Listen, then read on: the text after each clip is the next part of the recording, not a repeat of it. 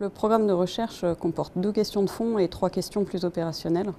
Alors, le programme est centré sur la sécurité, c'est-à-dire le maintien de l'intégrité des personnes, de l'environnement et des biens. Et la sûreté est traitée dans ce cadre-là, la sûreté couvrant plutôt les menaces intentionnelles.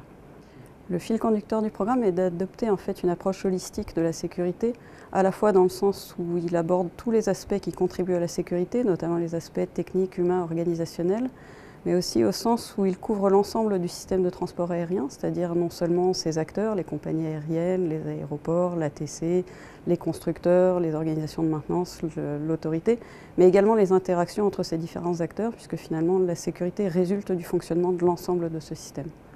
Les 2 questions de fond sont pour la première, comment appréhender le niveau de sécurité, voire le mesurer.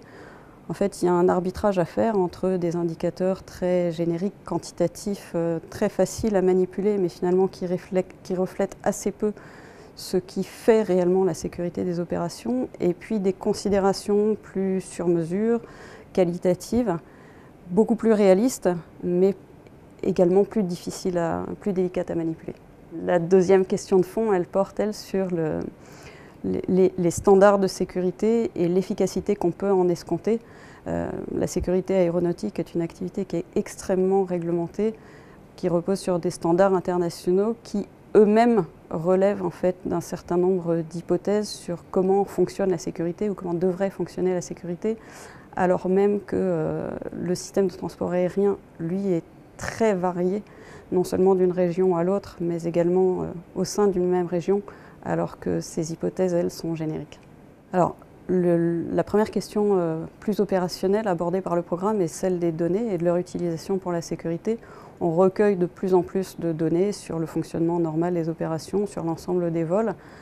Maintenant, comment tirer un sens qui puisse apporter quelque chose à la sécurité de ces données, ça nécessite encore un certain effort de recherche.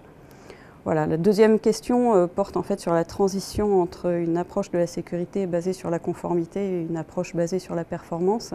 C'est l'ambition du SMS, Safety Management System. On constate que la pratique n'en est pas encore là.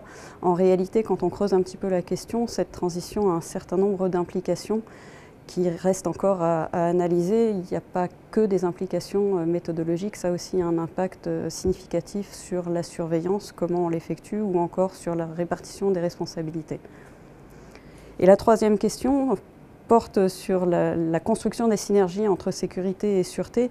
Historiquement, les 2 aspects ont été traités séparément et ont donné lieu à des concepts, des méthodologies, des entités organisationnelles différentes.